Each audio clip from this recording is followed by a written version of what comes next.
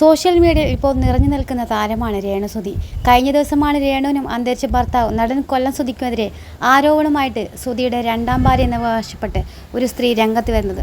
കൊല്ലം സുധിയുടെ രണ്ടാം ഭാര്യ താനായിരുന്നെന്നും സുധി കടുത്ത മദ്യപാനിയായിരുന്നെന്നും ഇവർ ആരോപിച്ചിട്ടുണ്ട്. തൻ്റെ ഭർത്താവായിരുന്ന സമയത്ത് രേണുവുമായി മോശം ചാറ്റിംഗ് ഉണ്ടായതുകൊണ്ടാണ് ബന്ധം പിരിഞ്ഞതെന്നും പേര് വെളിപ്പെടുത്താത്ത ഈ സ്ത്രീ ആരോപിച്ചിരുന്നു. ആരോപണത്തിന് മറുപടി നൽകുകയാണിപ്പോൾ രേണുസുതി ന്യൂസ് 18-നുമായുള്ള അഭിമുഖത്തിൽ. സുധിച്ചേട്ടൻ്റെ ആണ്ടായിരുന്നു, അതുകൊണ്ട് ഇതൊന്നും എന്നെ ബാധിച്ചില്ല. ആരും എനിക്കിതൊന്നും അയച്ചു തന്നില്ല. മരണപ്പെട്ട ഒരാളെക്കുറിച്ചാണ് ഈ പറഞ്ഞുണ്ടാക്കുന്നത്. എന്നെക്കുറിച്ച് പറഞ്ഞോട്ടെ. രേണുസുതി എന്ന് പേര് എടുത്ത് പറഞ്ഞാലും എനിക്ക് വിഷയമല്ല. മരിച്ചുപോയ ഒരാളുടെ സ്വകാര്യ കാര്യങ്ങളിലേക്ക് പോലും കടക്കുന്നു.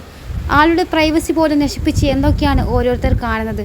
സുധിച്ചേട്ടൻ്റെ വൈഫിനെ എനിക്കറിയാം. ആൾ മരിച്ചുപോയി. കിച്ചുവിനെ പ്രസവിച്ച അമ്മ. അതല്ലാതെ എനിക്കെന്തറിയാനാണ്. സുധിച്ചേട്ടൻ ഫ്ലവേഴ്സിൽ എന്നെയും മക്കളെയും പരിചയപ്പെടുത്തിയിട്ടുണ്ട്. അതിൽ സുധിച്ചേട്ടൻ എന്താണ് പറയുന്നത്? രണ്ടാമത് കൊണ്ടുവന്ന വാവക്കുട്ടനാണ് എൻ്റെ രേണു എന്നാണ് പറഞ്ഞത്.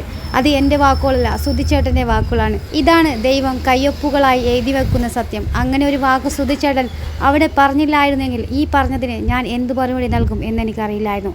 ആൾ എൻ്റെ ജീവിതത്തിലേക്ക് വന്ന ശേഷമുള്ള കാര്യങ്ങളെ തനിക്കറിയൂ എന്നും രേണുസുതി വ്യക്തമാക്കി.